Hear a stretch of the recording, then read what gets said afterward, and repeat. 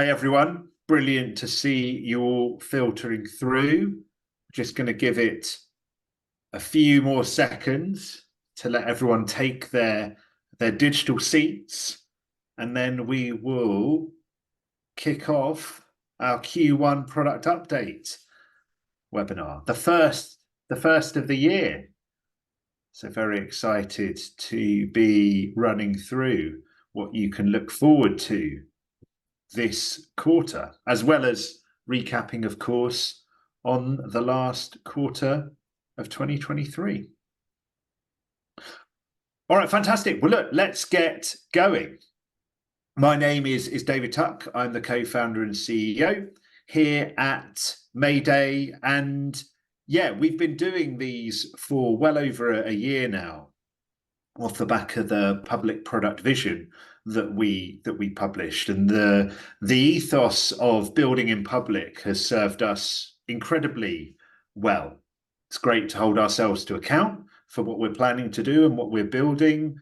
And on top of that, we have just seen huge benefits from the engagement we've been so fortunate to receive from you, our users, and incredibly grateful for the way that has helped shape both our vision and the delivery of the product that we bring. So thank you so much for your continued support and engagement with us. And yeah, Griff and I are really excited to both run through what we covered last quarter and what we're planning for the quarter of ahead. And without further ado, let me hand over to Griff to introduce himself. Hi everyone. Yeah, I'm Griff, CTO here at Mayday. So why don't we dive through? There'll be time for questions and answer at the end. So please use the chat box if there's anything you'd like to ask, and we'll pick those up.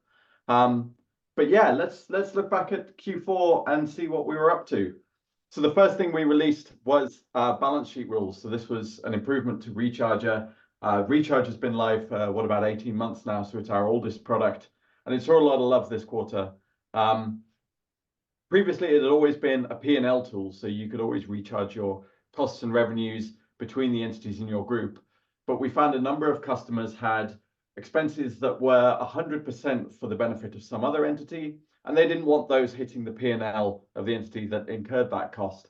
And so they would warehouse them in a balance sheet code. And now with Mayday Recharger, you can set up a rule to look at those balance sheet codes and recharge those as expenses over to one of the other entities in your group. We also built Mayday rules. So previously, we were always looking at transactions that had some source, normally in zero.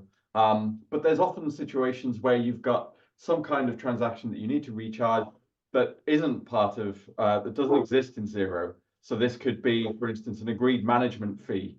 You can now create these Mayday rules.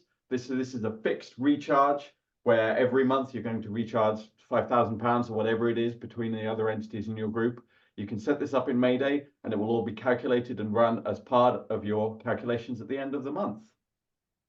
We also Griff, just quickly, just before we moved on, when we were talking balance sheet rules, and it's a great testament to the build in public and the input we get from our users, because when we first built those, we were aware of the use case, weren't we, of people warehousing costs in a balance sheet code to be distributed over to one or more other entities' expense codes in the P&L. But what got brought to our attention was use cases around work in progress, around stock, people doing this with prepayments, for example, where actually items needed to be recharged from a balance sheet code in one entity to a balance sheet code in another entity, which wasn't something we were aware of when we first built balance sheet rules. But having had that brought so brilliantly to our attention, that is now a kind of a tweak we're making this quarter, isn't it? Absolutely. Yeah.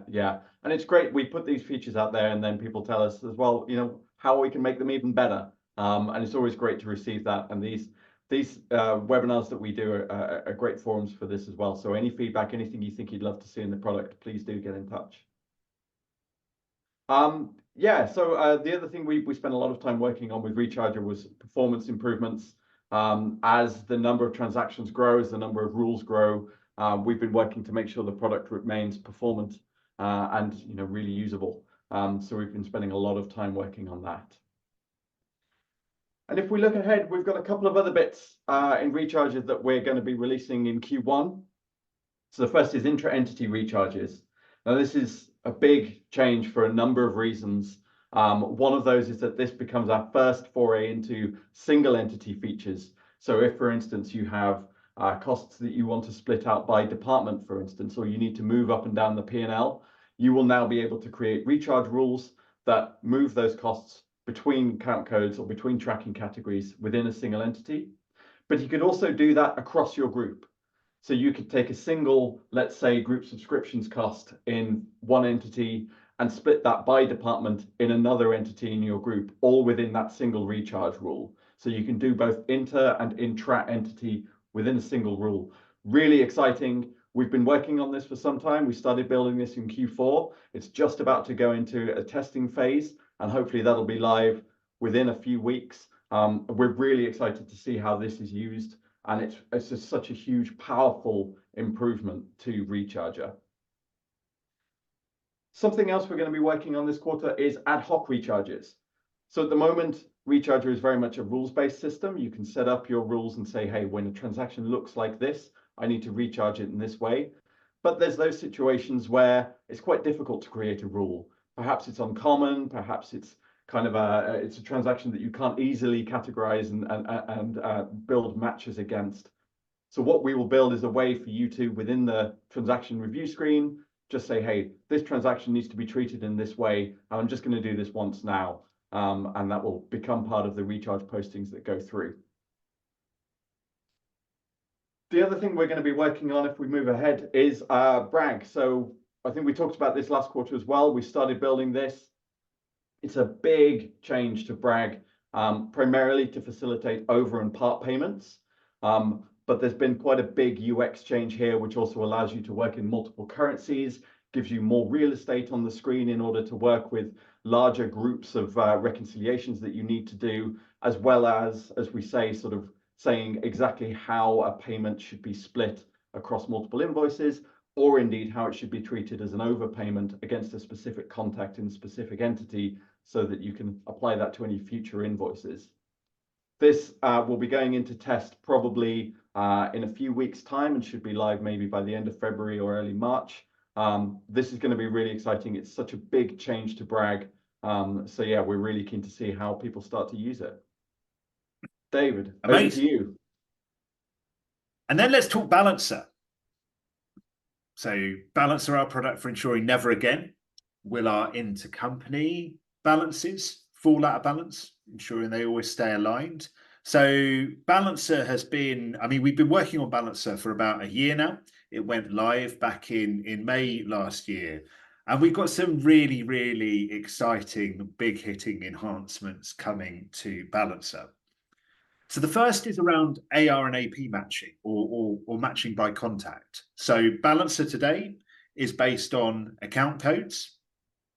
We've had a bunch of feedback from our users about how this is great, but they also have intercompany contact balances, receivables in one entity, corresponding payables in the other entity, and the pain of keeping those in balance and ensuring that the balances are the same in each entity, but also that the underlying invoices and bills that are showing as outstanding are the same.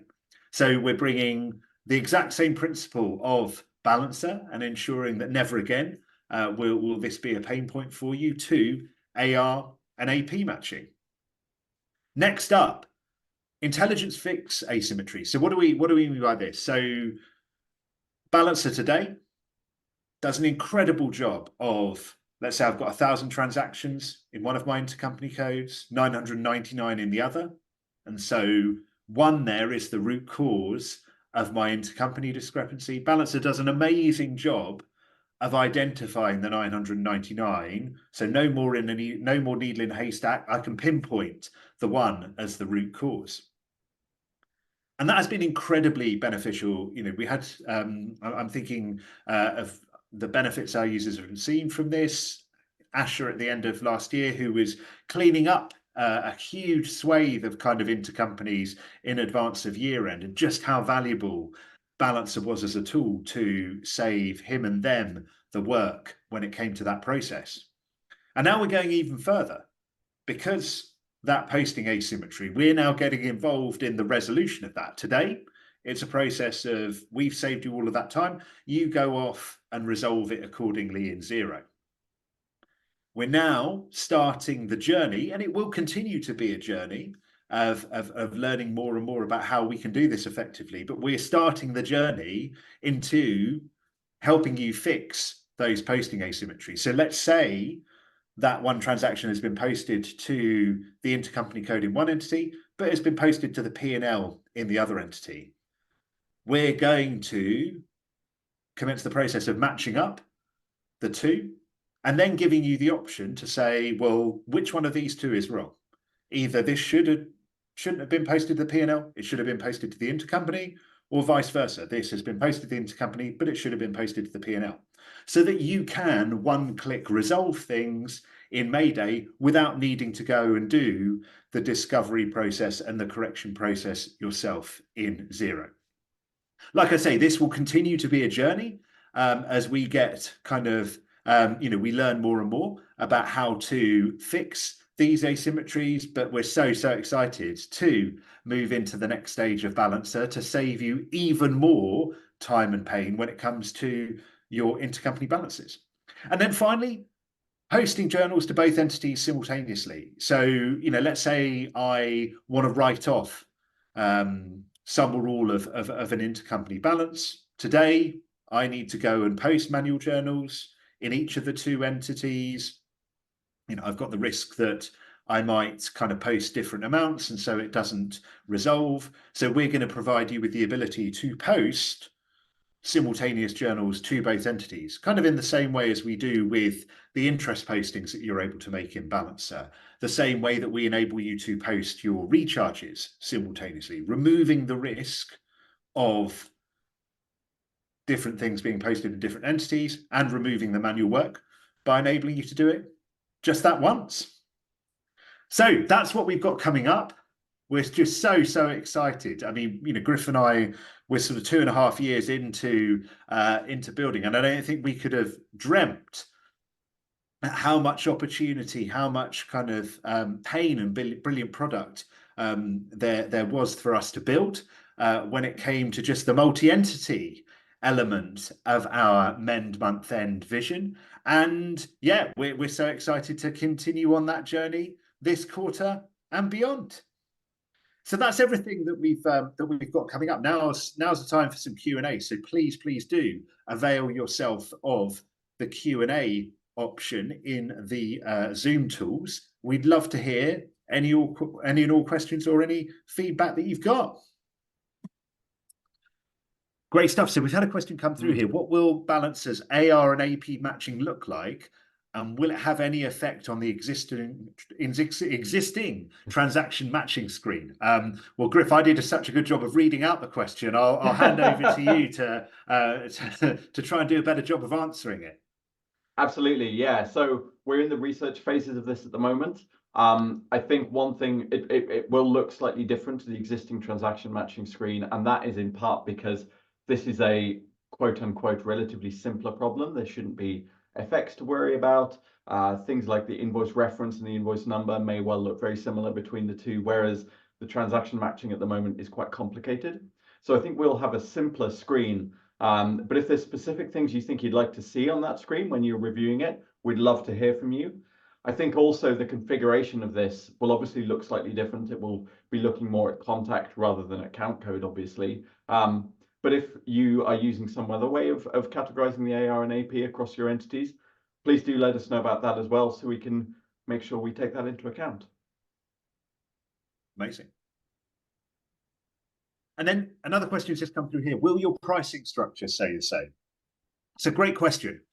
And yes, absolutely, this quarter, we have no plans to change our pricing this quarter, other than with the release of intra-entity recharges, that generates the opportunity for us to address a one entity group, for want of a better term, which we haven't before, because as a multi-entity product, the smallest possible group that we could address the needs of is 2 entity. So we'll introduce what is effectively a one entity pricing scheme to cater to intra-entity recharges. But other than that, no plans to change things this quarter, we do want to learn how people are using intra-entity recharges and the value that they are getting from them, because it's not as obvious in terms of how we price for it in the same way as the number of entities per group when it comes to our existing multi-entity product suite. So it may well be off the back of what we learned this quarter that we look at how we want to feed that into our pricing structure from Q2 and beyond. And then finally, I can see, because I'm conscious of time, so we'll make this the last question. We've got a question here about, are there any further developments to brag in the pipeline?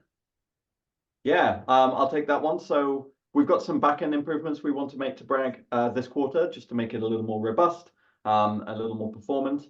But I think we're going to let this, as I say, quite a big UX change go through and embed in. And then we'll love to gather feedback from our users once that's done. And then absolutely watch out for the rest of the year. I'm sure there'll be loads of stuff we want to get done to brag. That's absolutely right, because we so thrilled to get your points on this. We have our we have our product backlog across all of the different products that we have in the suite and the ones that we're planning as we move further into sort of single entity automation with revenue recognition and cost recognition. So please do send them our way. And when it comes to brag, our work will never be done. There are things like in Brag Create, for example, right now the contact you select needs to already exist in the other entity. So that's something we'll look to tick off further down the line, so that you could create a new contact in the other entity when you're doing a Brag Create transaction. So that's just a flavor of how excited we are to continue to build on the foundation that we have. But look, thank you so much for joining us today. Thank you as ever for all your support for us. It continues to be such a thrill to work with you, and we look forward to catching up with you again next quarter to reflect back on this body of work and then chart the path for where we're going in Q2. Thank you very much. Thanks, everyone.